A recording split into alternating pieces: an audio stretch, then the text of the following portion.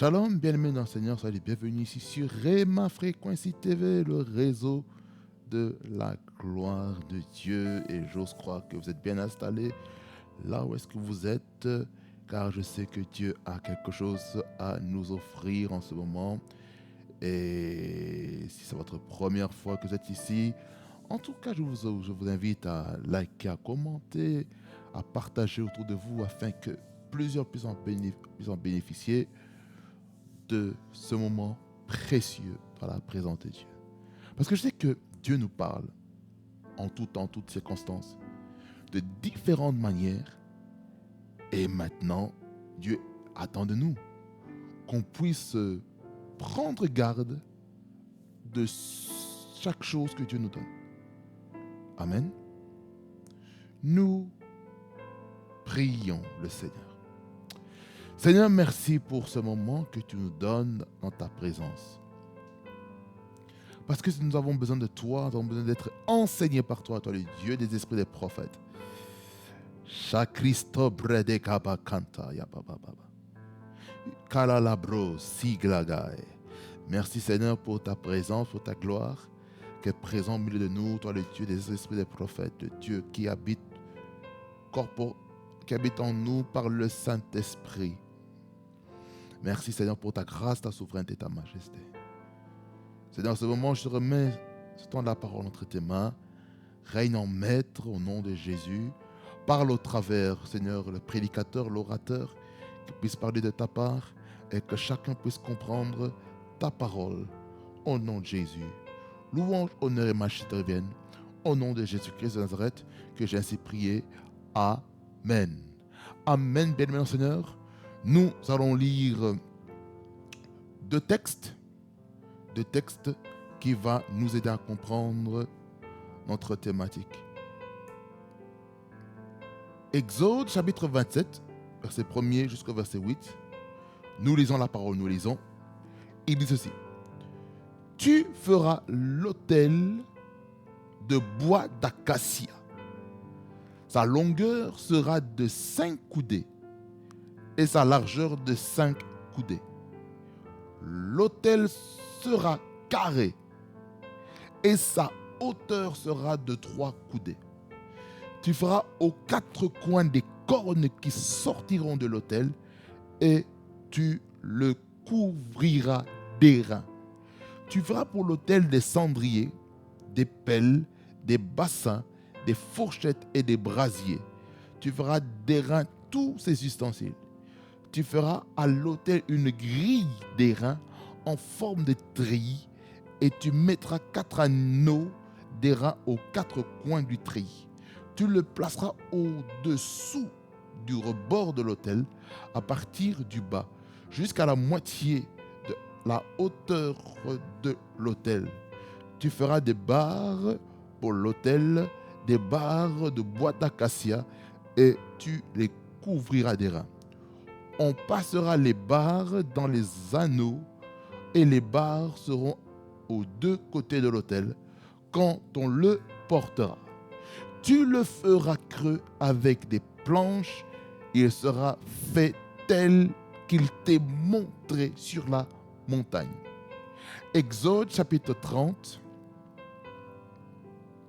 le verset 17 à 21. La Bible dit ceci. L'Éternel parla à Moïse et dit, tu feras une cuve d'airain avec sa base d'airain pour les ablutions. Tu la placeras entre la tente d'assignation et l'autel et tu y mettras de l'eau avec laquelle Aaron et ses fils se laveront les mains et les pieds. Lorsqu'ils entreront dans la tente d'assignation, ils se laveront avec cette eau, afin qu'ils ne meurent point. Et aussi lorsqu'ils s'approcheront de l'autel pour faire le service et pour offrir des sacrifices à l'Éternel, ils se laveront les mains et les pieds, afin qu'ils ne meurent point. Ce sera une loi perpétuelle pour Aaron, pour ses fils et pour leurs descendants. Amen. Est-ce que quelqu'un peut acclamer le Seigneur là où est-ce qu'il est?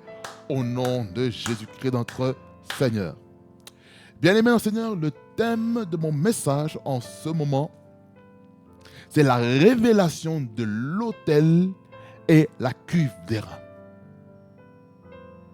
Bien-aimé dans le Seigneur, nous sommes en train de faire un voyage depuis le message introductif, le message d'introduction, excusez-moi, dans lequel j'étais en train de planter le décor du thème par rapport à la révélation du tabernacle à la lumière de Jésus-Christ.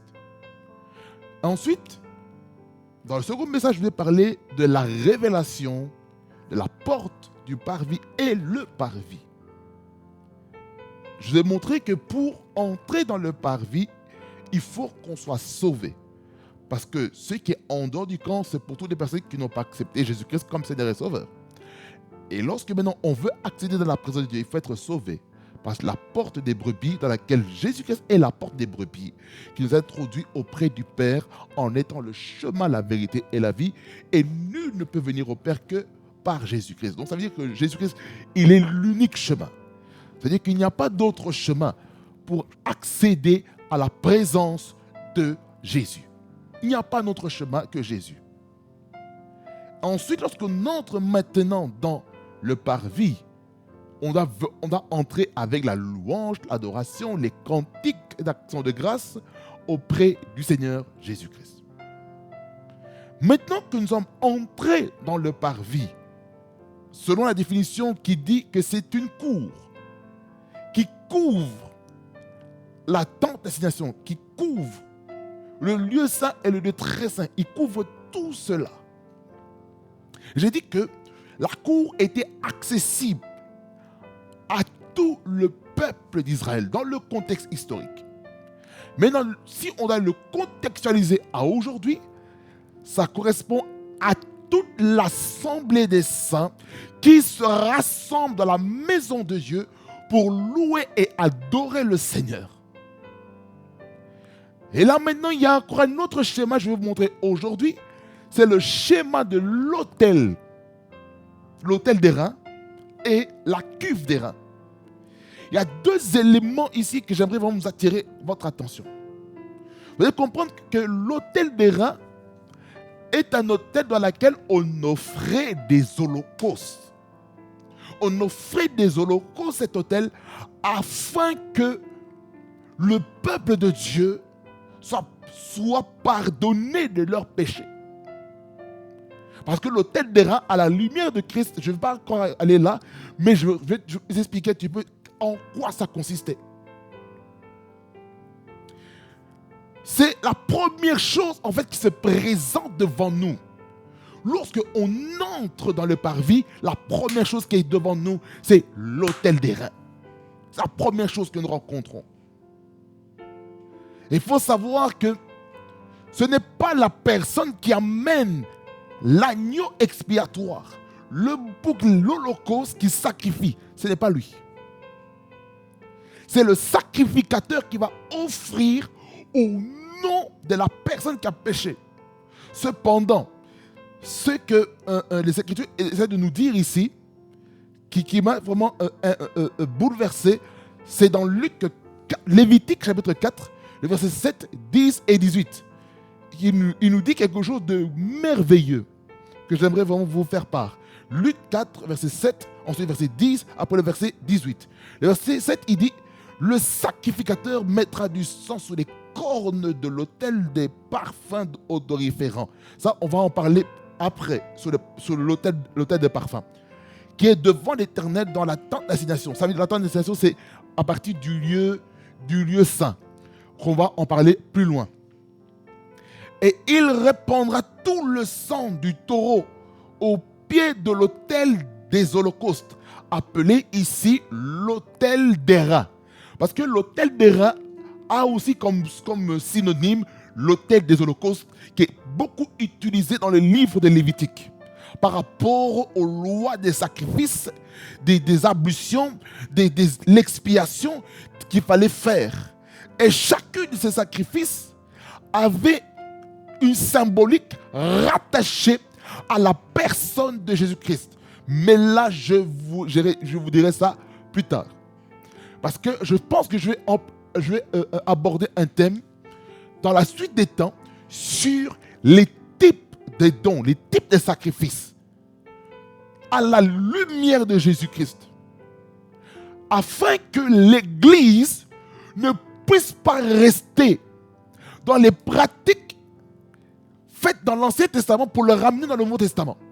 Parce que vous devez savoir ceci, bien Seigneur, que dans le livre de Galates, l'épître de l'apôtre Paul aux Galates, le drame qu'il y avait, c'est qu'il y avait un groupe de personnes appelées les judaïsants qui voulaient ramener les nouvelles personnes qui sont converties à Christ à faire des œuvres comme si on était au temps de la loi. Ça veut dire que l'Église a commencé dans la grâce et maintenant l'Église veut retourner dans les principes de la loi. C'est ça le problème que nous avons aujourd'hui. C'est que dans les églises, on veut retourner dans la loi plutôt que de rester dans la grâce et la vérité. C'est ça que nous devons comprendre. L'église doit être une église dans laquelle nous allons marcher dans la dimension de la grâce et la vérité. Or, Jésus-Christ a dit qu'il n'est pas venu pour abolir la loi, mais pour accomplir la loi, n'est-ce pas? Pourquoi? Parce que Jésus-Christ, il était dans la dispensation de la loi et les prophètes.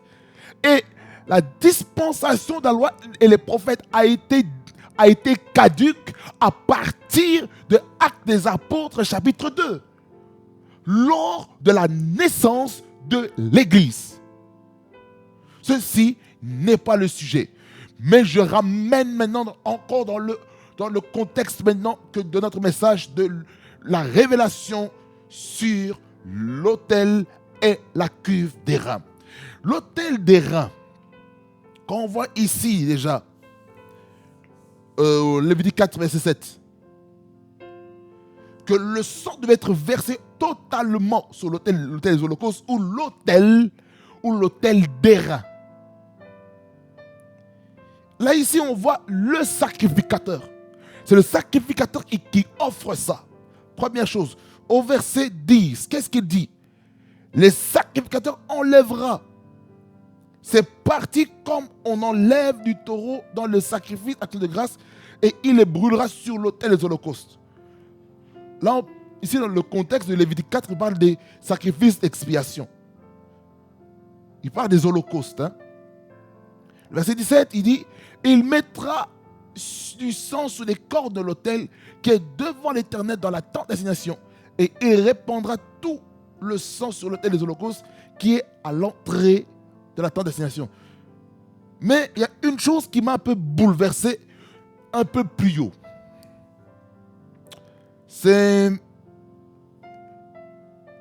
J'aimerais qu'on lise du verset 1er jusqu'au verset 4 pour un meilleur contexte. Ce n'était pas prévu, mais je lis. La Bible dit ceci.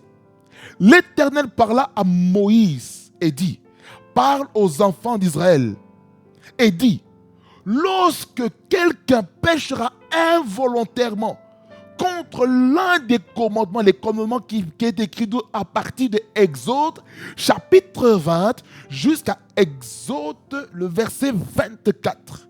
Parce que verset 25 commence déjà la vision pour la construction du tabernacle et l'accomplissement se fait à partir du verset 35 jusqu'au verset 40.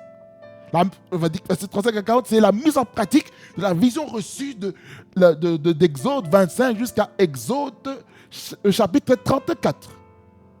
La vision. Malgré la vision, il y a eu quand même des choses qui se sont faites, comme le veau d'or. Ceci n'est pas notre sujet.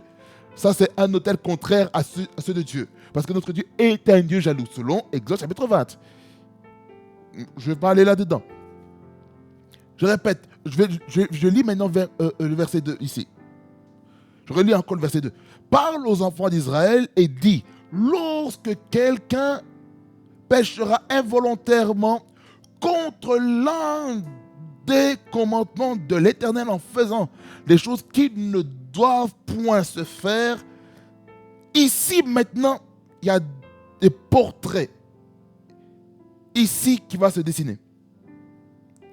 Si c'est le sacrificateur ayant reçu l'onction, c'est-à-dire qui a été mis à part pour le service, qui a péché et a rendu par là le peuple coupable, il l'offrira à l'Éternel pour le péché qu'il a commis, un jeune taureau sans défaut en sacrifice d'expiation.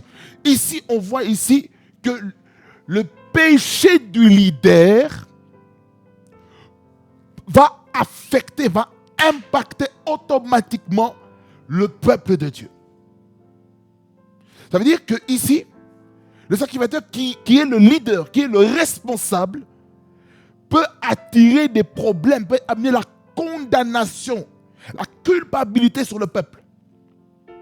Et c'est là parce qu'on voit aussi, comme type de péché, le péché par influence. Ça veut dire que le péché du leader, maintenant, va connoter toute l'assemblée. Et c'est là parce qu'il a offert le sacrifice.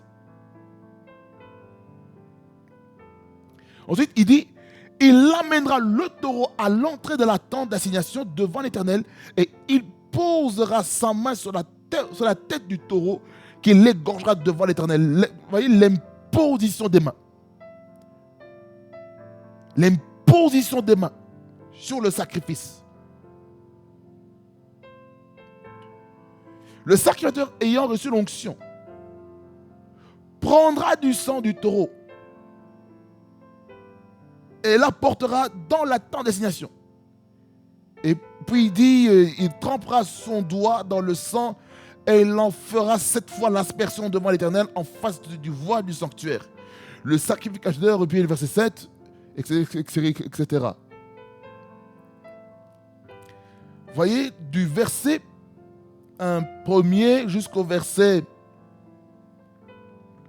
12 concerne le sacrificateur par rapport au péché personnel qu'il commet. Le deuxième portrait qu'il y a, c'est le péché de l'assemblée, verset 13. Il dit, si c'est toute l'assemblée d'Israël qui a péché involontairement, là maintenant on parle du peuple de Dieu, et sans s'en apercevoir, péché inconscient, péché involontaire, en faisant contre l'un des commandements de l'Éternel des choses qui ne doivent point se faire et se rendant ainsi coupable, et que le péché qu'on a commis vienne à être découvert, l'assemblée offrira un jeune taureau en sacrifice d'expiation et on l'amènera devant la tente d'assignation. Ça veut dire que le peuple amène le sacrifice. Ce sacrifice-là va les identifier au travers de ce sacrifice-là, l'holocauste qui va être offert. Le verset 15, il nous dit, les anciens d'Israël poseront leurs mains sur la tête du taureau devant l'Éternel et on égorgera le taureau devant l'Éternel. Vous voyez, ici on voit que c'est le leader, encore les responsables, qui doivent prier sur l'holocauste, selon le temps. Maintenant, dans le contexte actuel, on n'a plus besoin des leaders pour demander pardon pour le péché du peuple. Soi-même, va devant Dieu demander pardon. Parce que vous devez savoir que l'autel des reins a une profondeur. Et il y a une profondeur que parfois on ne comprend pas. Parce qu'il y avait des rites et des traditions. Il fallait verser le sang, physique. Mais aujourd'hui, on n'a plus besoin de faire ça. Pourquoi? Parce que Jésus-Christ a versé son sang à la croix de Golgotha, afin que nous soyons rachetés de la loi du péché. Et c'est pour cela, le sang de Jésus-Christ crie plus fort que celui du sang d'Abel. Le sang de Jésus sur l'autel des reins, vous savez, ça doit amener quoi en nous? La repentance. Ça doit amener quoi en nous? Le pardon des péchés ou la rémission des péchés. Le sang de Jésus-Christ est là pour faire un reset dans notre vie. Réinitialisation. C'est-à-dire que c'est remise à zéro. Les compteurs sont remis à zéro. Les ordonnances qui ont été écrites contre ta vie est effacée. Grâce à quoi? Au sang de Jésus. Regardez. C'est pour cela que nous devons comprendre cette réalité. Que nous devons être des enfants de Dieu qui aimons se sanctifier. Parce que la symbolique, avant que j'aille dans la symbolique, je vais définir rapidement aussi la cuve des reins. La cuve des reins, c'est quoi? C'est un mobilier en fait qui est utilisé pour se laver les mains et les pieds obligatoirement avant d'accomplir ou de faire le ministère. Et c'était les sacrificateurs, ceux qui devaient aller dans les ministères, qui devaient faire l'œuvre du ministère, le service en faveur du peuple devait se purifier. Pourquoi? S'ils faisaient le ministère, l'œuvre de Dieu, sans se purifier, sans se laver, la mort pouvait les frapper. Ça veut dire par là quoi, bien-aimé Seigneur, lorsqu'on veut se purifier, il faut faire attention. Il ne faut pas être négligent. Parce que cela peut amener des sérieux retours dans nos vies. Si on ne se sanctifie pas, on doit se sanctifier. On doit se purifier. Maintenant, je vais dans la représentation. Écoutez-moi bien. La représentation de l'autel, la rabakondo brokoto kababaskanta libroko kakasumbrede lo broko makandi kabakansamvege. La symbolique de l'autel des reins, en fait, c'est quoi? C'est la repentance. Jésus-Christ est venu amener le message de la repentance. C'est le premier message qu'il a prêché. C'est comme Jean-Baptiste, son précurseur, son prédécesseur, celui qui a préparé le chemin. Parce que Jean-Baptiste, il a prêché le message de la repentance. Jésus-Christ, il a poursuivi ce message. Ce message que Jean-Baptiste est en train de prêcher en tant que premier message qu'il a prêché, la repentance. La repentance. Il a prêché la repentance, Jésus. Si Jésus-Christ a prêché la repentance, à combien plus forte raison nous, les enfants de Dieu, nous allons rester comme ça? Dieu veut qu'on se répande. Dieu veut qu'on se répande. C'est important, bien aimé dans le Seigneur. La repentance. Par exemple, le verset que j'aime beaucoup, Matthieu 5, 8.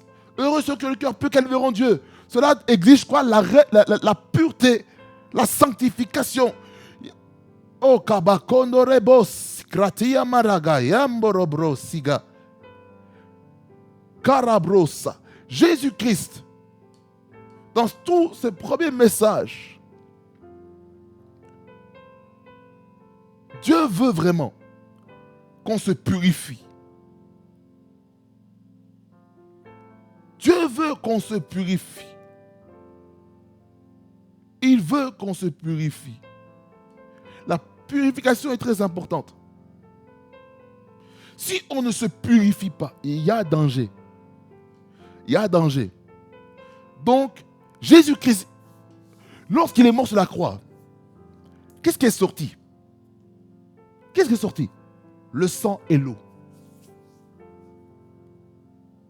sur la croix, l'eau et le sang est sorti. Avec le sang, la Bible dit que sans l'effusion du sang, il n'y a point de pardon. Le premier sacrifice qui a eu lieu, c'est dans Genèse chapitre 3, le verset 21. Genèse 3, 21. Genèse 3, 21. C'est pas celui-là. Karabro, Kabana, Kabababo, Glede, Grato, Bileta, Kababos. Karabando, Karabanda, Kababambo, Sobati, Etabakando. Larabambo, Sokrataman, Kratobedeke. Oui, c'est Genèse 3, 21. Il dit, l'Éternel Dieu fit à Adam et à sa femme des habits de peau et il les revêtit. Par là, on peut comprendre que Dieu a dû tuer un animal pour les revêtir. Vous voyez? Déjà, le plan de la rédemption a déjà mis en mention dans Genèse 3, lors de la chute de l'homme. Est-ce que quelqu'un comprend ce que je suis en train de dire? C'est ce qui est en train d'arriver, ce qui est en train de se passer. Parfois, on ne comprend pas, mais Seigneur, mais pourquoi il y a telle chose qui arrive? Bien-aimé Seigneur, comprenons ceci, que Dieu a quelque chose à faire avec nous. Dieu a quelque chose à faire avec nous. Regardez. Jésus-Christ, il est mort sur la croix pour le pardon de l'humanité. Jésus-Christ, il s'est fait pécheur. Il s'est fait pécheur pour que nous soyons sauvés. Pour que nous soyons délivrés du gouffre, du bourbier de l'ennemi. Jésus-Christ nous a sauvés de la vaine manière de vivre. Regardez.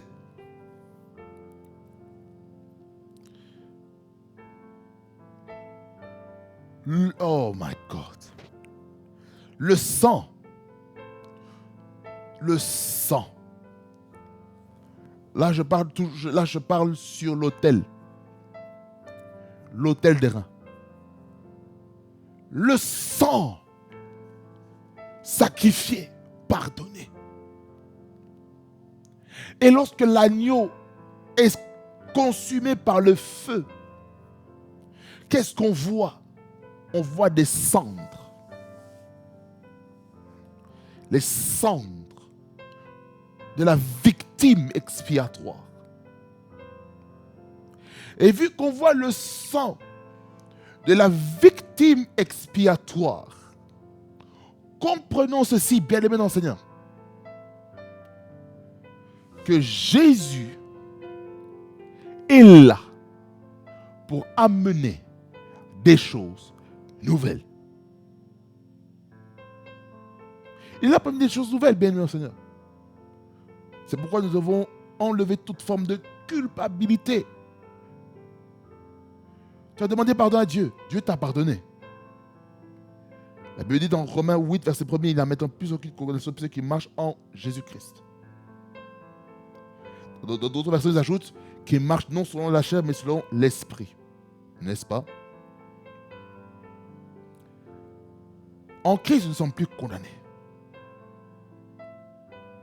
C'est pourquoi il y a un chant qui dit, la quatrième strophe, il dit, ni accusé, ni condamné, par la puissance de Christ en moi, et du début jusqu'à la fin, Christ est maître de mon destin. Ni force du mal, ni plan humain ne peut m'arracher de sa main jusqu'à ma mort, jusqu'à son retour. Par son pouvoir, je tiens debout. J'aime ces paroles qui nous fait comprendre que nous ne sommes plus condamnés, que notre destinée est entre les mains de Jésus. Amen. la repentance.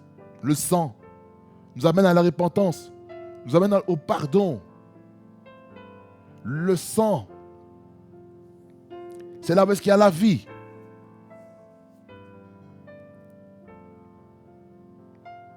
Amen. Dans la cuve des reins. La cuve des reins. Qu'est-ce que cela représente pour nous, prophétiquement, par rapport à Christ? Jésus-Christ, il est la source vers qui nous pouvons boire des fleuves d'eau vive. Nous pouvons boire de lui, s'abreuver, se ressourcer. Jésus-Christ, il est notre source. C'est ça qu'il y a une parole de notre chant qui dit: Roi de mon salut, la source d'eau qui ne tarit jamais. Hosanna à l'agneau. Donc, Jésus-Christ, il est la source de notre salut. Il est la source d'eau qui ne tarira jamais. Alors, comprenons ceci. Que l'eau est très importante. L'eau nous donne la vie. L'eau nous rafraîchit. L'eau nous purifie. L'eau nous lave de tout péché, de toute souillure, de toute impureté quelconque. L'eau qui est le symbole de la parole de Dieu aussi. Nous sommes sanctifiés. Nous sommes purifiés par la parole de Dieu. Jean 17, il dit: sanctifie-les par la vérité. Ta parole est la vérité. Donc, on comprend ici que le sang de Jésus amène la sanctification. La parole de Dieu sanctifie son peuple. La parole de Dieu nous lave. C'est l'eau. Jean 7, 37 à 38. Il dit: le dernier jour, le grand jour de la fête, Jésus, se tenant debout, s'écria: si quelqu'un a soif, qu'il vienne à moi et qu'il fasse quoi? Et qu'il boive. Celui qui croit en moi, des fleuves d'eau vive couleront de son sein, comme dit l'Écriture. L'eau. Bizarrement, dans Éphésiens 5,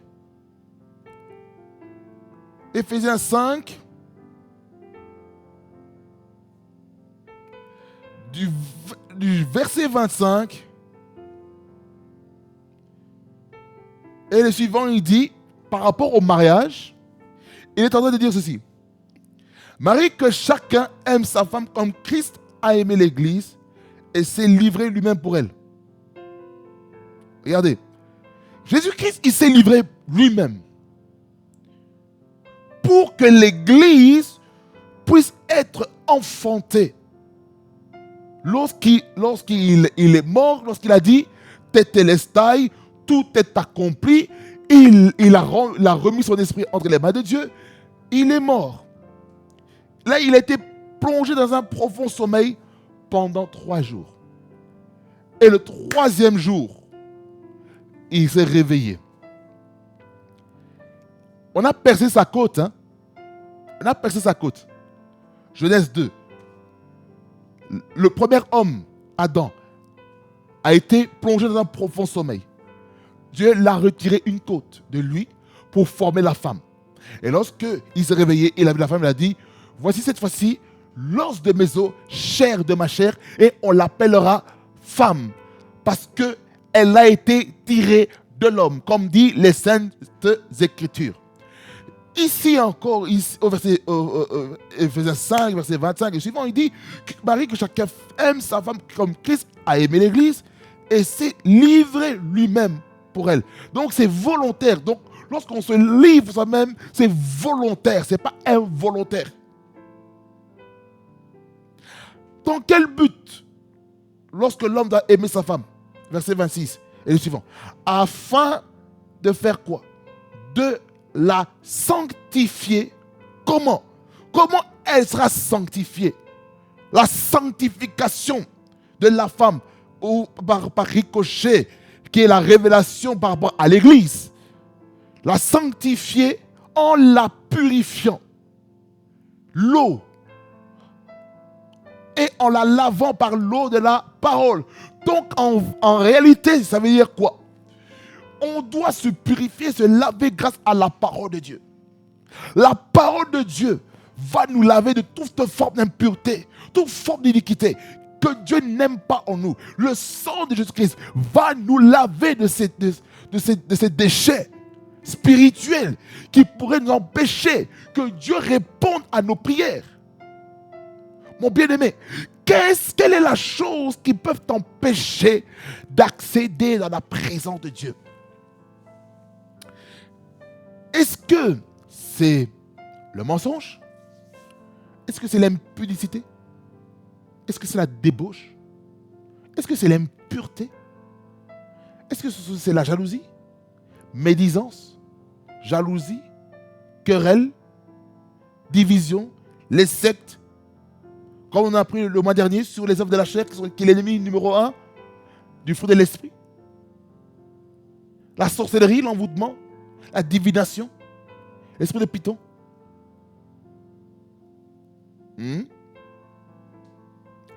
Qu'est-ce qui t'empêche de te sanctifier, de te purifier? Ton ego, le moi, l'orgueil. Tu peux être à ta position. Tu peux être à ton titre. Tu tiens à ton titre. Tu tiens à ta position.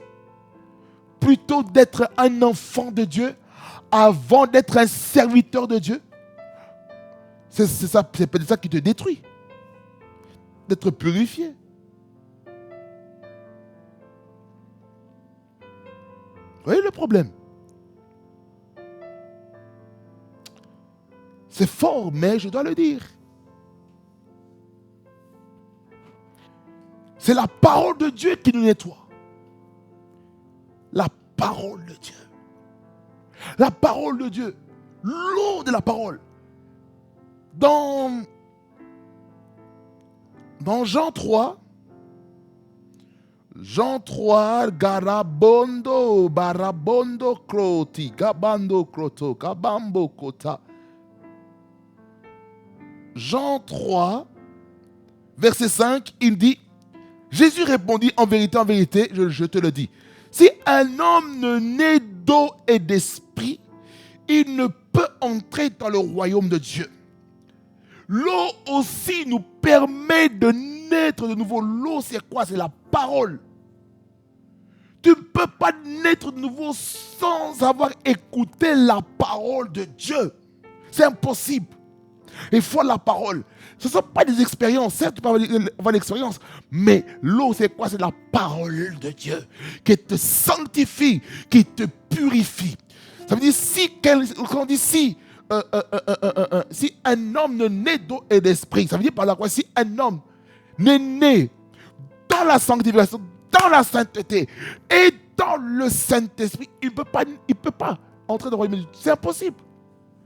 C'est la parole de Dieu qui te purifie, qui te lave, qui t'amène dans la présence de Dieu. C'est pour ça qu'il faut se sanctifier. Il faut se sanctifier. C'est pourquoi que rien n'a été fait au hasard. Dans la construction du tabernacle, rien n'a été fait au hasard. Rien. Commençons déjà par la porte du parvis. Rien n'a été fait au hasard. Rien. Il y avait une raison pour laquelle ces choses devaient être là. Regardez. Pourquoi encore? Je reviens au verset Ephésiens 5, le verset 26. Afin de la sanctifier en la purifiant et en la lavant par l'eau de la parole, pour faire paraître devant lui cette église glorieuse, sans tache, ni ride, ni rien de semblable, mais sainte et irréprochable. Donc le but en fait de cette cuve d'airain et de l'autel d'airain, c'est de faire de nous des hommes et des femmes glorieuses. Des hommes et des femmes qui n'ont pas de tache en eux. Des hommes et des femmes qui n'ont pas de rides. Quand je parle de rides, quand on parle de taches, c'est le péché. Quand je parle des rides, ce sont des problèmes de caractère, le problème du fruit. Ni rien de semblable, mais sainte et irréprochable. Le but, c'est de faire de nous des hommes et des femmes irréprochables. C'est ça le but de l'Église. C'est d'être irréprochable. Ça veut dire qu'on doit être des sources d'encouragement, des sources de joie autour de nous. Écoutez encore. C'est ça que j'aimerais m'arrêter. Je vais m'arrêter là. On nous explique pourquoi. Donc, Jésus s'est sacrifié sur la croix afin que le sang soit déversé pour notre purification. Jean 19, 30 à 37. Nous lisons ce texte. Jean 19, 30 à 37. Il nous dit ceci. Quand Jésus eut pris le vinaigre, là le contexte, c'est le contexte maintenant de la crucifixion de Jésus-Christ sur la croix. Quand Jésus eut pris le vinaigre, il dit, tout est accompli, tetelestai. Et baissant la tête, il rendit l'esprit. Dans la crainte que les corps ne restent sur la croix pendant le sabbat, car c'était la préparation et ce jour de sabbat était un grand jour. Les Juifs demandèrent à Pilate qu'on rompe les jambes aux crucifiés et qu'on les enlève. Les soldats vinrent donc et ils rompirent les jambes au premier, puis à l'autre qui avait été crucifié avec lui. S'étant approché de Jésus, en le voyant déjà mort, ils ne lui rompirent pas les jambes. Mais un des soldats lui perça la côte avec une lance, et aussitôt il sortit quoi? Du sang et de l'eau. Les éléments que j'ai cités par rapport à l'autel, et à la cuve d'airain. Celui qui l'a vu en a rendu témoignage et son témoignage est vrai. Et il sait qu'il dit vrai afin que vous croyiez aussi. Ces choses sont arrivées. Pour quel but? Afin que l'écriture soit accomplie. Aucun de ces os ne sera brisé. Et ailleurs, l'écriture dit encore, ils verront celui qu'ils ont percé.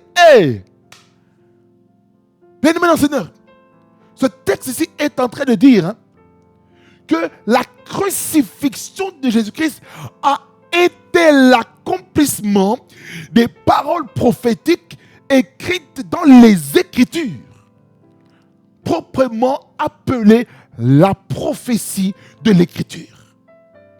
Ça veut dire ceci, bien-aimé Seigneur. La prophétie de l'Écriture va s'accomplir à 100%. Peu importe le temps que ça prendra, mais la prophétie de l'Écriture va s'accomplir. Mais par contre, la prophétie de l'individu peut être modifiable. Par quoi? L'attitude, le comportement d'une personne. Ici, le verset 34 est le nœud qui dit, mais un soldat lui perça le côté avec une lance. Ça veut dire que la côte est percée. Qu'est-ce qui se passe? L'eau et le sang sortent. C'est ça qui a fait accoucher l'Église. Ça fait accoucher l'Église.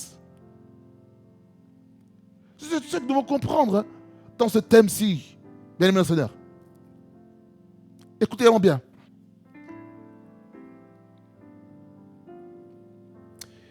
Je vais vous montrer, je vais partir de la porte du parvis jusqu'à maintenant. Et là, je vais parler maintenant du parcours. Le parcours d'un enfant de Dieu. Ça, c'est un second message dans ça même. Je vais parler des étapes maintenant. La première étape dans la vie d'un enfant de Dieu, pour qu'il puisse entrer dans le royaume de Dieu, partant de la porte du parvis, c'est que il doit naître de nouveau. Il doit accepter Jésus-Christ comme Seigneur et Sauveur. Parce qu'il est le chemin, la vérité et la vie. Ça veut dire que nous devons accepter Jésus-Christ. Ça veut dire que nous devons quitter le monde. Nous devons quitter la prison de l'ennemi afin d'être prisonniers de Christ. Nous entrons dans la présence de Dieu, le parvis. Quel est le symbole de quoi? D'appartenir à une église locale, dans une assemblée locale, l'assemblée des saints. Ça veut dire par là quoi, bien-aimés dans le Seigneur? Ne soyons pas des chrétiens qui vont rester à la maison 24 heures sur 24, 7 jours sur 7. Nous devons obligatoirement être dans une église locale. Tu ne peux pas dire, oh non, mon église locale n'est pas là où est-ce que je suis. Mon bien-aimé, non, je suis désolé de vous le dire comme ça. Tu dois être dans une église locale. Tu ne peux pas te contenter seulement de suivre le culte à domicile. Pourquoi? Tu seras distrait. Tu seras distrait même si tu as une église attache quelque part dans une autre nation. Mon bien-aimé, va dans une église locale dans ta localité. Sers Dieu. Et lorsque l'église locale, l'assemblée de laquelle tu appartiens, viendra dans tes horizons, là maintenant tu vas préparer maintenant l'église dans laquelle tu es, afin que tu y es dans l'église là où est-ce que ton cœur aimait déjà depuis longtemps. Appartient à une église. Appartient à une église. Sois affermi dans le Seigneur. Ensuite, après la cour, appelée le parvis, maintenant on va où maintenant? Dans l'autel des reins ou l'autel des holocaustes. Maintenant que tu es en Christ, tu dois maintenant te repentir de ton ancienne vie. Tu dois te repentir, tu dois demander pardon à Dieu pour ta mauvaise conduite.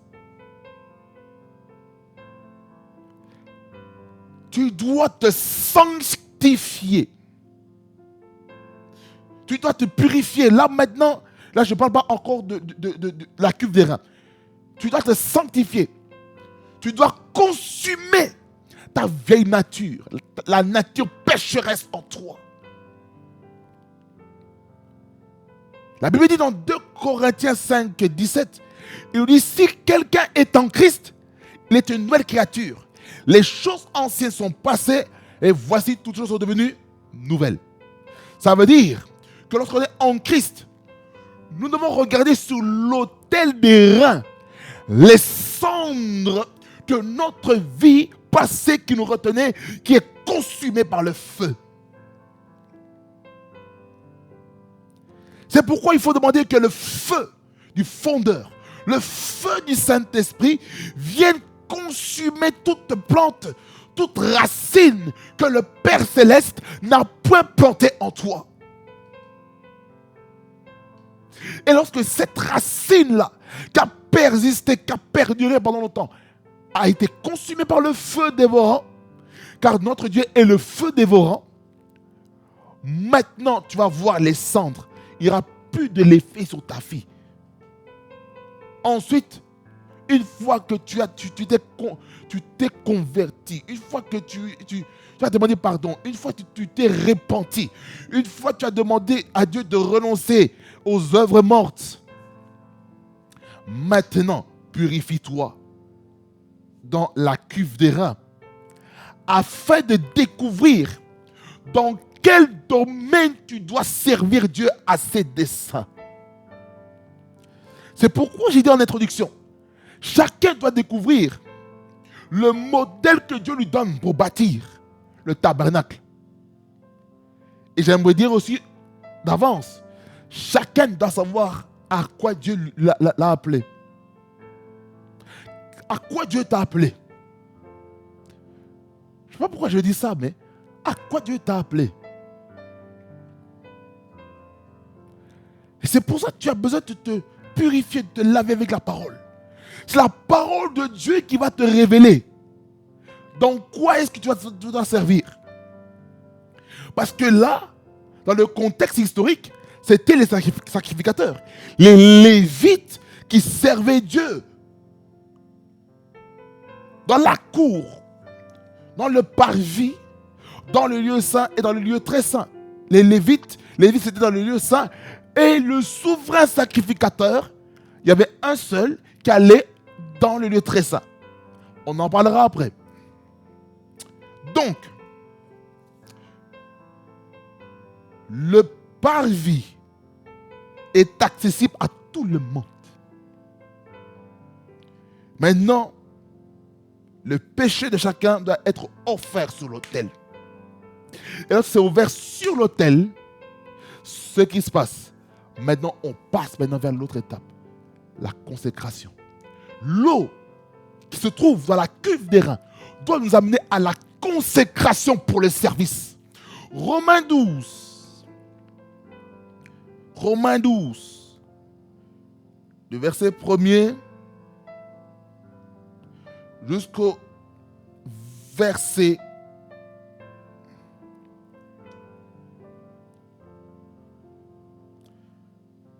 2. La Bible dit ceci.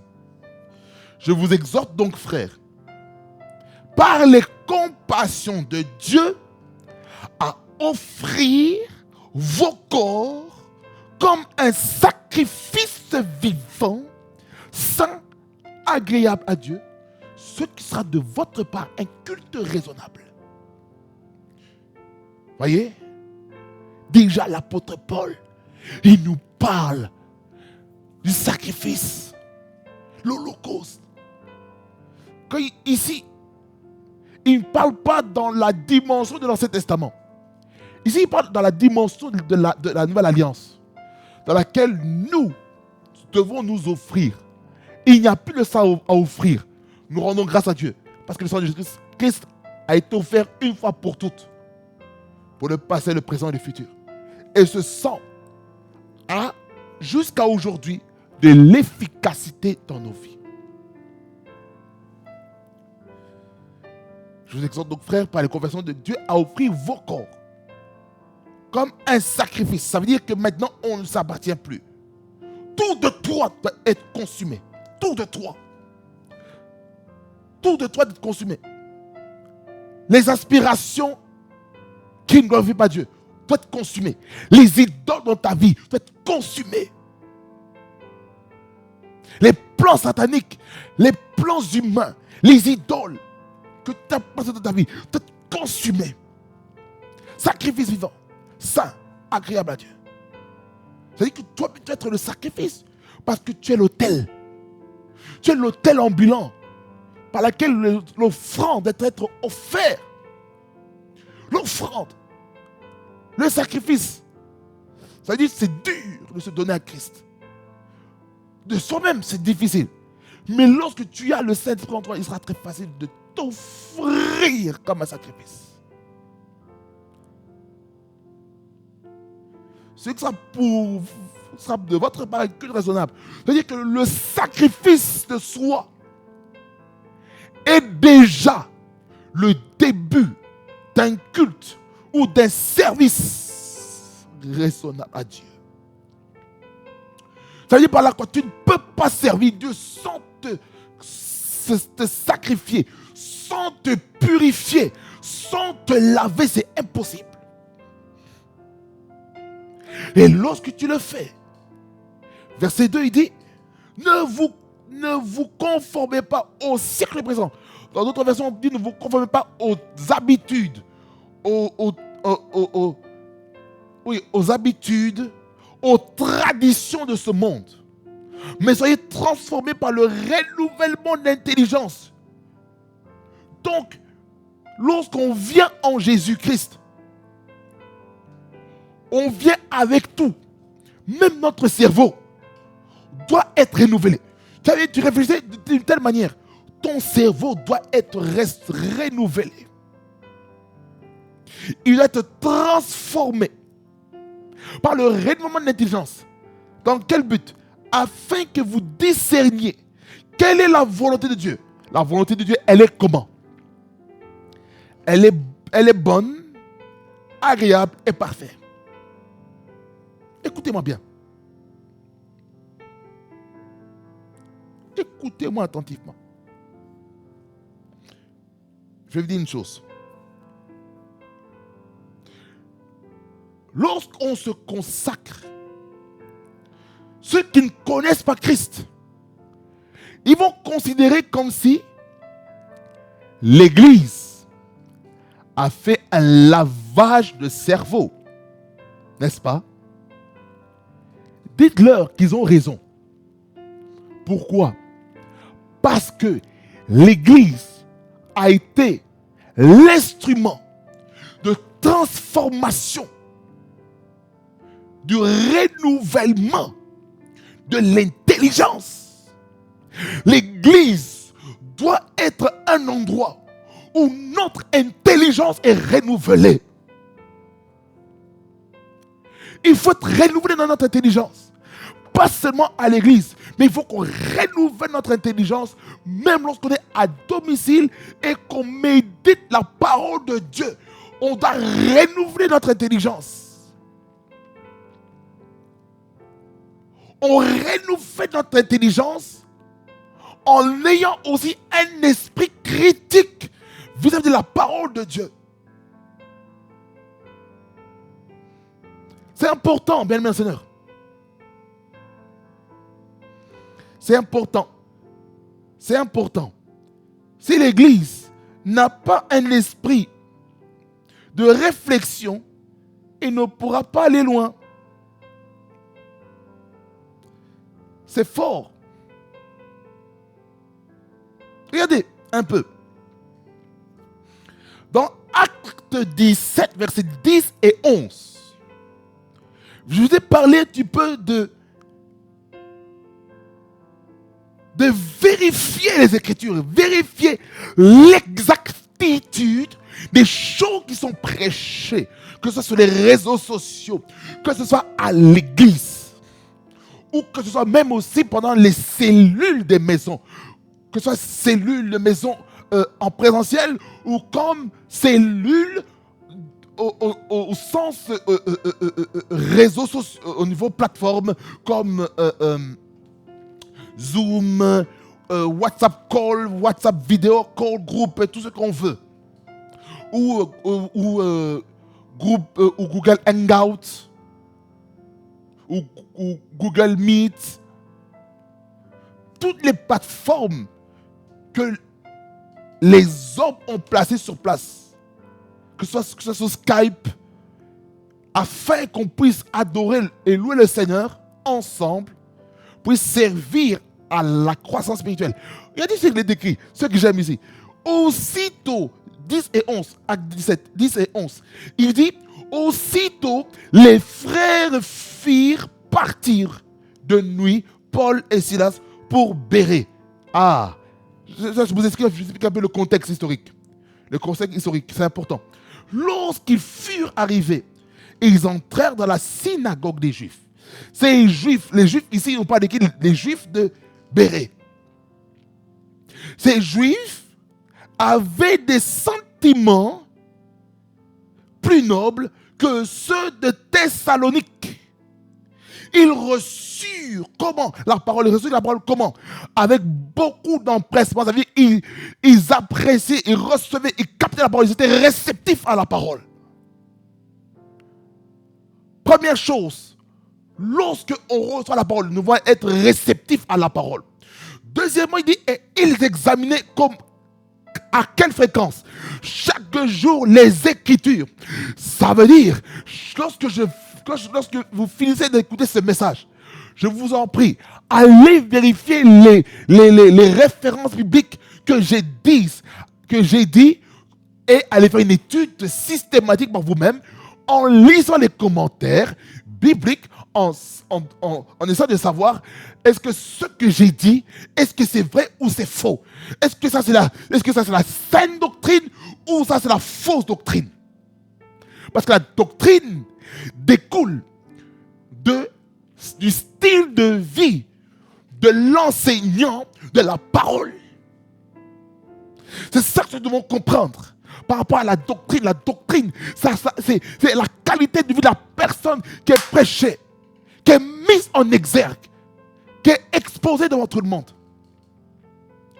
Regardez, Charlie Monaï, et ils examinaient chaque jour les Écritures. Aujourd'hui, on écoute les messages. Ma question, est-ce que tu as vécu les Écritures? Est-ce que le Saint-Esprit confirme cela dans ton esprit? Que ce qui a été prêché le dimanche, ou le mardi, ou le lundi, ou le mercredi, ou le jeudi, ou le vendredi, que cela est exact et que cela est correct devant Dieu. Si tel est le cas, gloire à Dieu. Si ce n'est pas correct, va trouver l'orateur en privé. Appelle-le. Pose-lui des questions. Pose-lui des questions. Je dis, pasteur, je n'ai pas compris tel passage. Est-ce que vous pouvez m'expliquer? C'est pourquoi j'aimerais aussi inviter aux hommes de Dieu qui me suivent peut-être ici sur cette chaîne YouTube, dans vos églises.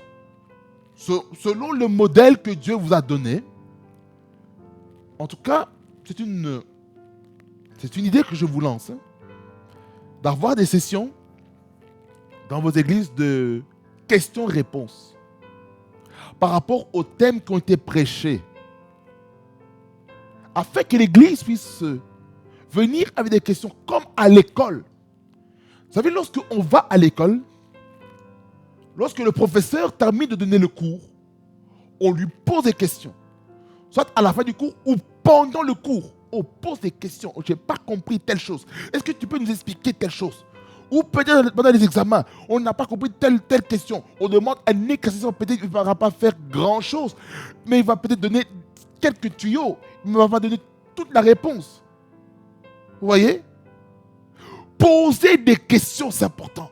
Raison pour laquelle il y a des temps de révision au niveau académique.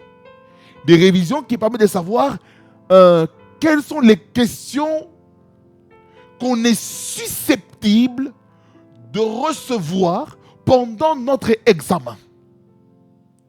Vous voyez pourquoi il faut poser des questions. C'est pour ça que dans les églises, il faut qu'il y ait des temps. Excusez-moi. C'est ça qu'il faut avoir des temps de questions-réponses. C'est ça qui va permettre la croissance spirituelle de l'Église. Amen. Et ils examinaient chaque jour les Écritures pour voir si ce qu'on leur disait était exact.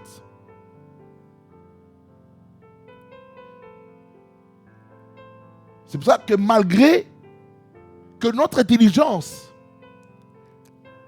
est transformée et renouvelée par l'eau de la parole de Dieu, comme l'écrit dans Éphésiens chapitre 5, le verset 26, qui nous parle que l'homme doit sanctifier la femme en la sanctifiant et la purifiant par l'eau de la parole. Dans le contexte, c'est plus par rapport, pas seulement par rapport au mariage, mais c'est par rapport à la relation entre Jésus-Christ et l'Église. C'est ça un petit peu le contexte. Certes, il y a une figure maritale qui est donnée là-dedans. Parce que ça, c'est vraiment un texte à double référence. Alors,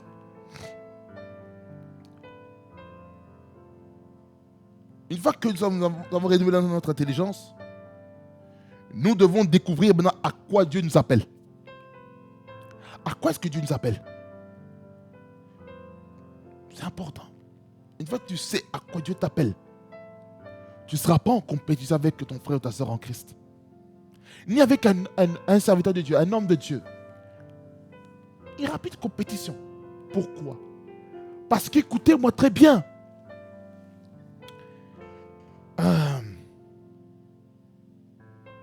Le couloir de chacun est libre. Chacun a son rythme. Ne faisons pas les choses parce que telle personne a fait. Non. Faisons les choses parce que Dieu a dit de le faire. Ne prêchons pas tel message parce que telle personne a prêché tel message. Non. Prêche le message que Dieu te donne, que Dieu met dans ton cœur. Souvent, on veut faire les choses comme monsieur et madame tout le monde. Il faut suivre le vent de l'esprit. Amen. En conclusion,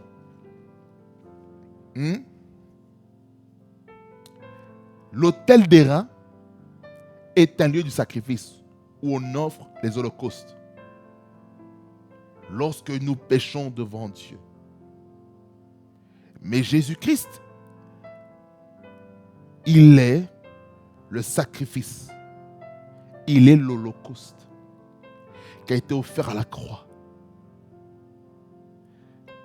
Jean 3,16 dit, car Dieu a tant aimé le monde qu'il a donné son Fils unique, afin que quiconque croit en lui ne périsse point, mais qu'il ait la vie éternelle.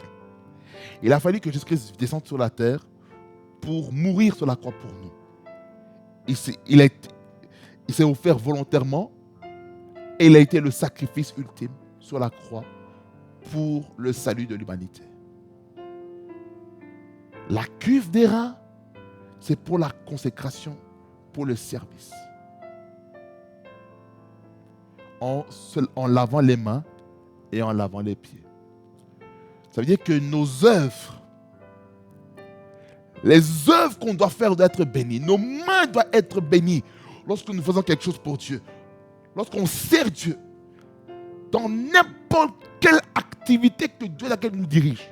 Nos mains doivent être bénies, doivent être sanctifiées, purifiées, lavées par le sang de Jésus-Christ. Pour le servir. Nos pieds symbolisent la marche. C'est-à-dire que notre marche doit plaire à Dieu. Amen. Et lorsque nos mains et nos pieds sont bénis, nos œuvres, toute tâche que Dieu nous appellera à faire sera bénie, ça va prospérer. Amen. Que le Seigneur vous bénisse abondamment, fasse beaucoup du bien. Et on se voit au prochain numéro pour le prochain message. Soyez bénis au nom de Jésus. Seigneur, merci Seigneur pour ta parole, qui est esprit et vie, qui nous parle, qui nous percute, qui nous conscientise sur des choses que nous devons faire pour vivre les temps nouveaux dans nos vies. Seigneur, ma prière est que chacun puisse se repentir de leurs péchés, se repentir de leurs fautes, des iniquités, des offenses, des conflits qui empêchent l'exaucement des prières.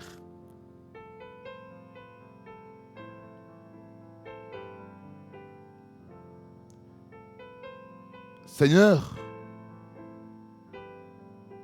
je prie que chacun d'entre nous soyons des sacrifices vivants, saints et agréables à Dieu, afin que nous puissions faire un culte raisonnable. Seigneur, je prie que chacun puisse renouveler son intelligence et qu'il soit transformé par la parole de Dieu. Que chacun, Seigneur, soit restauré Là où est-ce que le diable a volé la consécration, la pureté, la purification, la sainteté, la consécration, au nom de Jésus. Je prie que chacun soit comme Christ, qui a été le sacrifice, qui a été l'holocauste, qui a été l'offrande, qui a été